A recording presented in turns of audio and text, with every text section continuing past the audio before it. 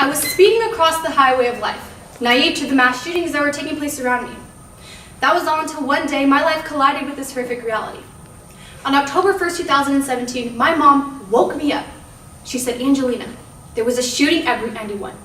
The second that she told me, my heart sank and my stomach dropped to the ground because 5 of my family members and my teacher were there that night, and I had no idea if they were okay. As quickly as possible, I just wanted to find out, were they okay, were they safe, and were they alive?" Now, although this tragedy did not take place in our school system, it still affected many students, parents, and faculty, including myself and my own teacher.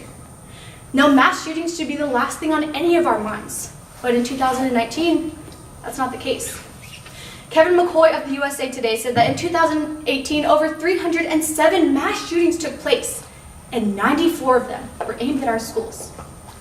Now, Kevin Lacey, a part of the Washington Post, interviewed a young 11-year-old boy after the Parkland school mass shooting. And he asked him very verbatim, "What does this tragedy mean to you?" And the little boy said that if somebody comes to school with a gun, run as fast as possible in as many directions, so the least amount of kids will die. Now that's good, but a young child should not have to worry about this situation taking place. They shouldn't have to worry if they can get home to their mom or dad at the end of the day. Instead of worrying about our prom dates and the A- we just received on our test, we now have to worry about how we will survive the next mass shooting, including Stacy Feely's 3-year-old daughter, who was caught standing on top of a toilet seat practicing a lockdown drill. Now, it's obvious that these schools are trying to prevent and save as many lives as possible, but for the sake of paranoia and for the sake of the 3-year-old little girl caught doing this, trying to hide from a potential attacker, hoping to avoid the type of tragedy that has already taken too many lives, we must do more. We must act. Now, about a year after the Route 91 shooting, Ian Long walked into Borderline Barn Grill in Thousand Oaks, and he shot and killed 12 innocent people, where 60 previous Route 91 survivors had to pull over on the side of the road once again and endure yet another heart-wrenching tragedy. Now, although these events may seem unrelated to our school systems, we often find out that the warning signs were much more visible then, including the borderline mass shooter Ian Long, who exhibited these traits in high school. Now, Ian Long was an extremely violent person in high school. Kay McCurry of the Washington Post interviewed a former coach of Ian Long, and the track coach said that Ian Long was a ticking time bomb, that any time that she was around him, he would be violent and he would scream at his coaches when he didn't like a decision that they would make. She also said that she witnessed Long assault a fellow coach, and that coach, Dominique Colau, said Long did in fact assault her. And another time, he mimicked shooting her with a gun using his hand. Now with that, after many complaints about Ian Long, nobody did anything. Administrators didn't take action, despite the thousands and hundreds of complaints that were continuously going in week by week. Nothing was done. Now, what we need to do is simply change this, from no inaction to action. Simply labeling Ian Long's traits as violent and angry and violent did nothing in the means of actually finding a solution to the problem that would actually become really bigger into one of the mass shootings that occurred in the USA Today. Simply labeling his traits did nothing but put up a front so that he seemed better, but in reality he wasn't.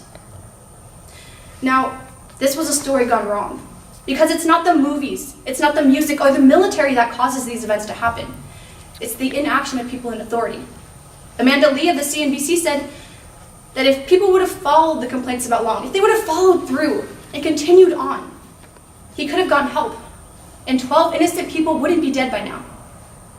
But that can all change because, again, simply labeling his traits did nothing, as we've seen.